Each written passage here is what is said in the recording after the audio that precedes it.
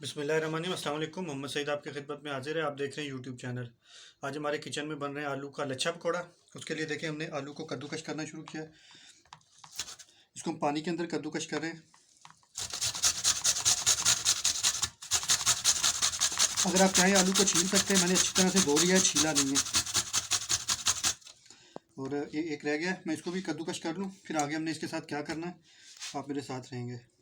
इस तरह से दबा दबा के हमने इसका पानी अच्छी तरह से निचोड़ देना है, बिल्कुल खुश्क होने चाहिए।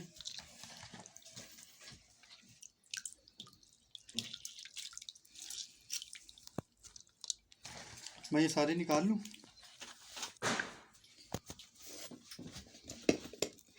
हस्बे ज़रूरत इसमें बेसन ऐड करेंगे।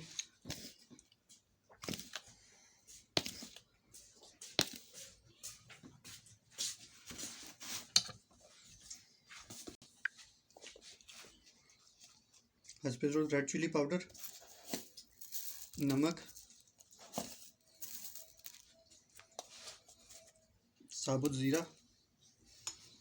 और साबुत धनिया। इसको हम हाथ पे रख के इस तरह से थोड़ा सा क्रश कर लेंगे और वो डाल देंगे। अब इसके अंदर हमने पानी मिलाते जाना है और इसका एक बैटर सा तैयार कर लेना है। साथ ही आपको मैं इधर दिखाता हूँ, ये इधर हमने घी चढ़ा दिया है।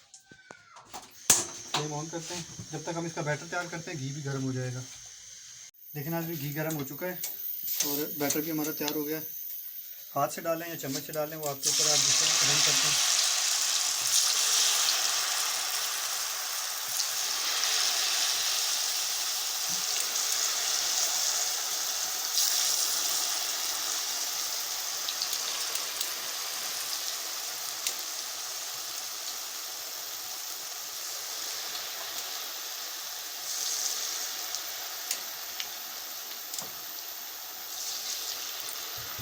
ओवर क्राउड नहीं करना है इसको हमने।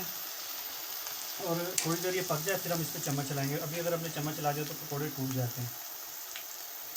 लेकिन आज भी पकौड़े हमारे तैयार हो गए। पहला परागा हम निकालते हैं अभी।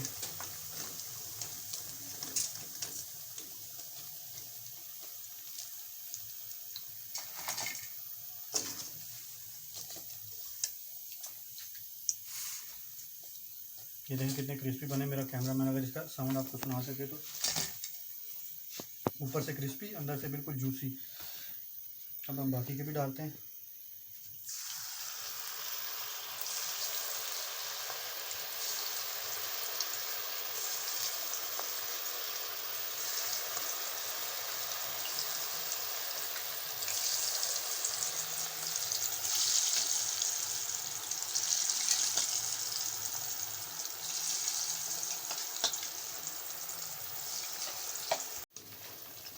ये देखिए, ये भी तैयार हो गया हमारा दूसरा परागा भी। सारे निकाल लेते हैं। फ्लेम ऑफ करते हैं और इसको सर्व करें आप धनिया पुदीने की चटनी के साथ या केचप के साथ, या दोनों चीज़ें रखें। मैं दोनों चीज़ें रख रहा हूँ, धनिया पुदीने की चटनी और केचप। तो ये थी मेरी आज की रेसिपी लच्छा पकौड़ा की। उम्मीद है आपको पसंद आई होगी। अगर पसंद आई हो इसे लाइक कर दें, शेयर कर दें और हमारे चैनल को सब्सक्राइब कर दें। मिलते हैं किसी नेक्स्ट वीडियो में। तब तक के लिए मोहम्मद सईद को इजाज़त दीजिए। अल्लाह हाफिज़।